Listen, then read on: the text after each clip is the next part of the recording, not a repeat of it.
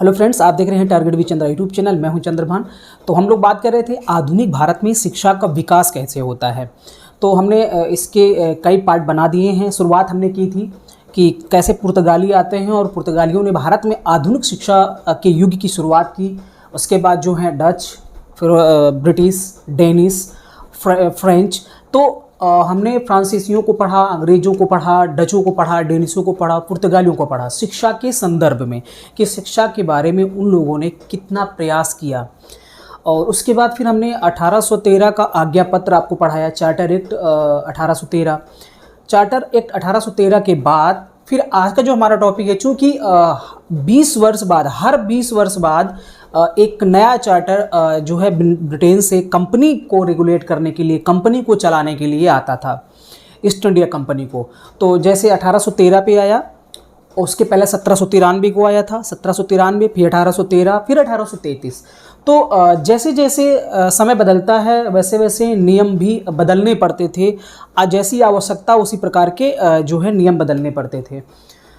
तो 1813 के एक्ट के माध्यम से क्या क्या हुआ, अगर वो आपको जानना है तो इसी वीडियो के डिस्क्रिप्शन में जाकर के उसका लिंक आपको मिल जाएगा, उसको देखिए तो ये आपको और बेहतर तरीके से समझ में आएगा। तो हम बात करते हैं 1833 के चार्टर एक्ट की कि इसके द्वारा क्या क्या किया गया 20 वर्ष पश्चात। और थोड़ा सा हम और पीछे की बात कर लेते हैं कि 1813 के चार्टर एक्ट के बाद जो है क्या स्थिति थी देसी पाठशालाओं की। तो देसी पाठशालाओं की स्थिति बहुत ही ख़राब चल रही थी। और इसके साथ साथ ऐसा क्यों था, अगर ये बात करें तो ऐसा इसलिए था क्योंकि जो अंग्रेज़ों ने जो शिक्षा प्रणाली की शुरुआत की उसमें बाकायदा हर चीज़ थी, सिस्टमैटिक ढंग से जो है उन्होंने शुरुआत की, जबकि परंपरागत तरीके से ही जो भारतीय शिक्षा है वो चल रही थी। इस वजह से देसी पाठशालाओं से लोगों का रुझान जो है, रुचि जो है वो ख़त्म हो गई। और जो अंग्रेज़ों के द्वारा, मिशनरियों के द्वारा जो स्कूल खोले गए थे, पाठशालाएँ खोली गई थी, उनकी तरफ ज़्यादा वो अट्रैक्ट होते हैं। और इसके साथ साथ ये भी देखने को मिलता है जब समीक्षा की जाती है कि भारत में जो अनुसूचित जाति और अनुसूचित जनजाति के लोग हैं उनको स्कूलों में प्रवेश करने का कोई अधिकार नहीं था, उनको प्रवेश मिलता ही नहीं था। तो कुछ समस्याएं थी, इन समस्याओं को दूर करते हुए 20 वर्ष पश्चात अर्थात 1813 के बाद 20 वर्ष बाद 1833 में एक एक्ट आता है। इसे सेंट हेलेना अधिनियम भी बोलते हैं। अब आपके दिमाग में आ रहा होगा, हो सकता है बहुत सारे लोगों ने इसको पहली बार सुना हो कि सेंट हेलेना अधिनियम 1833 भी इसको बोला जाता है। इसके इतिहास की हम थोड़ा सा बात कर लेते हैं। सबसे पहले तो आप जो सेंट हेलेना है उसके बारे में जानिए। सेंट हेलेना एक द्वीप है और ये द्वीप जो है, अगर हम बात करें अफ्रीका महाद्वीप की, तो अफ्रीका महाद्वीप के दक्षिणी पश्चिमी हिस्से पर ये अटलांटिक महासागर में स्थित है। कौन सा द्वीप? सेंट हेलेना द्वीप। तो कई बार एग्जाम में यहाँ से भी क्वेश्चन पूछ लिया जाता है भूगोल में अगर बात करें। और ये जो सेंट हेलेना द्वीप है ये एक ज्वालामुखी द्वीप है, बहुत ही सुंदर है, क्योंकि बहुत सारे पर्यटक ऐसे भी होते हैं जो ऐसी जगहों पर जाना चाहते हैं जहाँ चारों तरफ हरियाली ही हरियाली दिखाई दे और बहुत ही अच्छा वातावरण हो। तो बहुत सारे पर्यटक वहाँ पे जाते हैं। हालांकि दिक्कत बहुत है वहाँ पे उस द्वीप में। अगर आज वर्तमान की बात करें तो सेंट हेलेना द्वीप पे जो है अमेरिकी एयरफोर्स जो है उसको उपयोग करती है। हालांकि ये ब्रिटिश है, ब्रिटिश जो प्रवासी हैं क्षेत्र के जो लोग हैं, ब्रिटिश प्रवासी यहाँ पर रहते हैं, लेकिन अमेरिकी जो एयरफोर्स है वो इसे अपने उपयोग में लाती है। किसको? सेंट हेलेना द्वीप को। इसके बाद इसके और अगर इतिहास की बात करें, पुराने इतिहास की बात करें तो सबसे पहले 1502 में, कब? 1502 ईस्वी में, 1502 ईस्वी में पुर्तगाली, देखिए सबसे भारत की अगर बात करें तो भारत में 1510 में आते हैं, लेकिन पुर्तगाली 1502 ईस्वी में इसी सेंट हेलेना द्वीप पर इन्होंने कब्जा कर रखा था। हालांकि बाद में 17वीं शताब्दी में जब अंग्रेज आते हैं तो अंग्रेजों ने क्या किया कि सेंट हेलेना द्वीप को जो है पुर्तगालियों से छीन लिया। तो उस समय ये अंग्रेजों के, ब्रिटिशों के कब्जे में आ गया, राइट। और इसके बाद जो है अंग्रेजों ने एक कमाल किया था कि जो फ्रांस का जो शासक था नेपोलियन बोनापार्ट, आपने नाम सुना होगा, बहुत ही प्रसिद्ध शासक रहा है नेपोलियन बोनापार्ट। तो नेपोलियन बोनापार्ट को 1815 ईस्वी में अंग्रेजों ने कैद करके, बंधक बना करके इसी सेंट हेलेना द्वीप पे रखा था। और 1821 ईस्वी में, लगभग 6 वर्ष पश्चात, नेपोलियन बोनापार्ट की वहीं पर डेथ हो गई और आज भी वहाँ पर उसकी समाधि बनी हुई है। तो बहुत सारे पर्यटक देखने वहाँ पर जाते हैं नेपोलियन बोनापार्ट की समाधि को। कहाँ पर? सेंट हेलेना द्वीप पर। अब बात यह है कि इसका नाम सेंट हेलेना अधिनियम क्यों पड़ा? वो इसलिए क्योंकि यहाँ पर सेंट हेलेना द्वीप जो कि ईस्ट इंडिया कंपनी के कब्जे में था और इस एक्ट के माध्यम से 1833 के एक्ट के माध्यम से ईस्ट इंडिया कंपनी से छीन करके ब्रिटेन की सरकार ने अपने अंडर में कर लिया। राइट, समझिए इस बात को।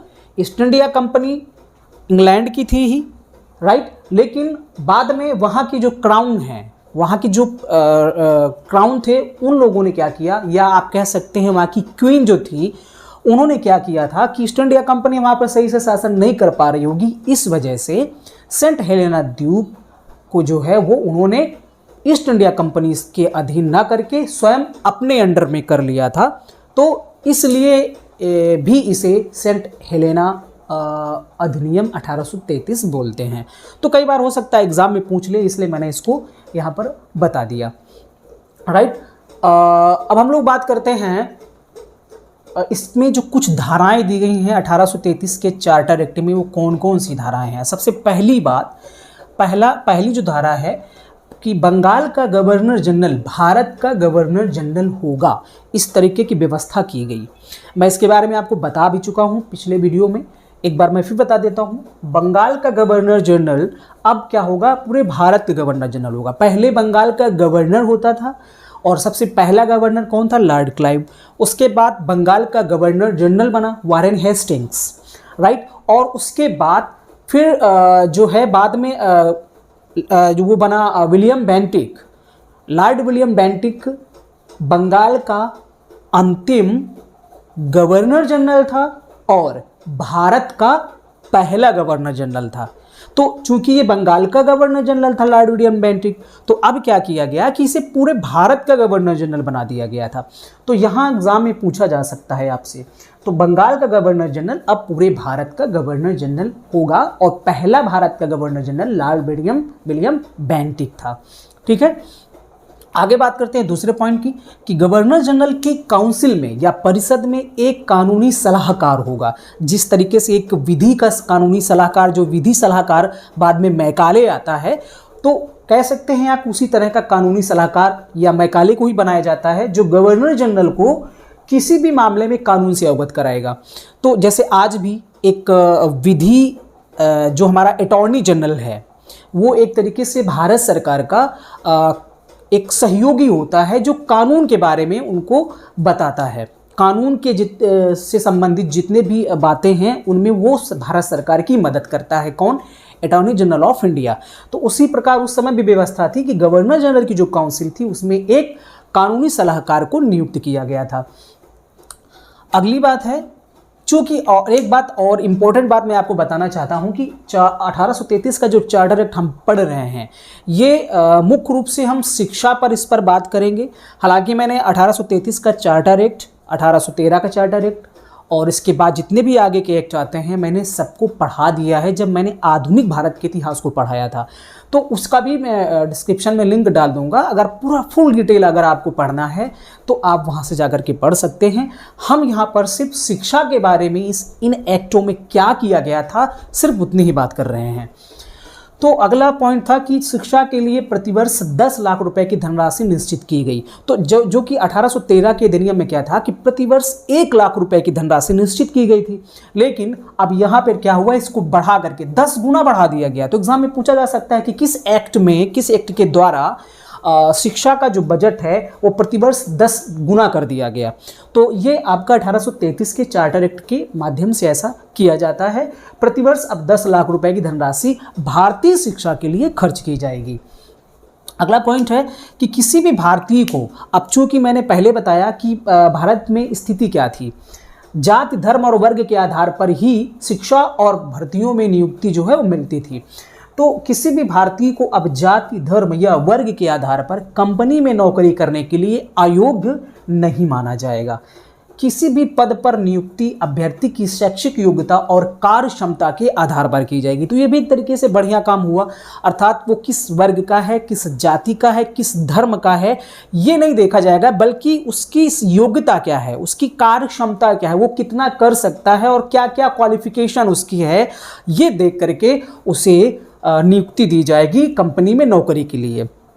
और इन आधारों पर किसी को भी अयोग्य नहीं माना जाएगा, जो कि पहले होता था ऐसा। तो ये भी एक अच्छा काम होता है, भारतीयों के हिसाब से देखा जाए तो बहुत अच्छा काम होता है। और जैसे हम यहाँ बात करें कि अब 10 लाख रुपए की जो धनराशि है वो प्रतिवर्ष खर्च की जाएगी, तो एक तरीके से कहा जाए कि शिक्षा के बारे में यहाँ से क्या होता है कि अब जो भारत का गवर्नर जनरल है, पूरी जिम्मेदारी, उसका संवैधानिक उत्तरदायित्व बन जाता है कि भारत में शिक्षा की व्यवस्था वो अच्छे से करे, और ऐसा होता भी है। ठीक है, तो अगला पॉइंट, लास्ट पॉइंट है कि किसी भी देश की ईसाई मिशनरियों को भारत जाने की पूरी छूट होगी, जो कि पहले भी थी 1813 में। लेकिन यहाँ पर एक नई बात ये जोड़ी गई कि परंतु वे भारतीयों की धार्मिक भावना को ठेस नहीं पहुंचाएंगी। पहले ऐसे नहीं था। पहले जो है भारतीय धर्म को कमतर आंका जाता था, कमज़ोर साबित किया जा रहा था, उनको नहीं पढ़ाया जा रहा था। ये कहा जा रहा था कि ये पाखंड और अंधविश्वास पर आधारित है भारतीय जो धर्म है। और यहाँ तक ये भी कहा गया था कि मोहम्मद साहब जो हैं पैगंबर हैं, वो झूठे पैगंबर हैं। तो मैंने ये भी बताया था कि हिंदू और मुस्लिम सभी भड़क जाते हैं। लेकिन यहाँ पर भी ये बात रखी गई कि आप चाहे यूरोपीय कोई भी देश की मिशनरी हो, चाहे वो पुर्तगाल की हो, डच की हो या फ्रेंच की हो, किसी भी देश की, यूरोपीय देश की कोई भी मिशनरी भारत में पूरी छूट होगी कि वो ईसाई धर्म का प्रचार प्रसार कर सके। लेकिन वो ऐसे नहीं करेगी कि भारतीय धर्म को कोई ठेस पहुंचे, भारतीयों की धार्मिक भावना को कोई ठेस पहुंचे। ऐसा कोई भी काम जो है ये मिशनरियां नहीं कर सकेंगी। इस बात को भी यहाँ पर जोड़ा गया। तो एक तरीके से देखा जाए कि भारतीयों के लिए काफ़ी कुछ अच्छा था, लेकिन अब उतना अच्छा नहीं मान सकते हैं, क्योंकि अगर आप किसी के दास हैं, अगर आप किसी के अधीन काम कर रहे हैं, तो वो चीज़ नहीं आ पाती है।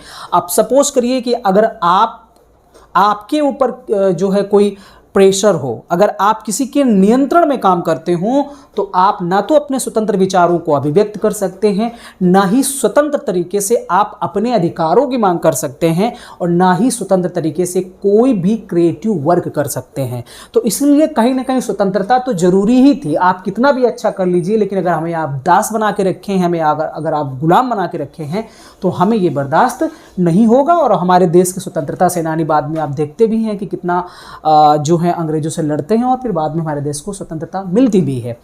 खैर, वो बातें तो हम बाद में करेंगे। तो हमने 1833 के चार्टर एक्ट को यहाँ पर समझा कि कौन कौन से महत्वपूर्ण बिंदु जो हैं यहाँ पर रखे गए थे। इस वीडियो में इतना ही, फिर मिलते हैं किसी नेक्स्ट वीडियो में। तब तक के लिए आपका बहुत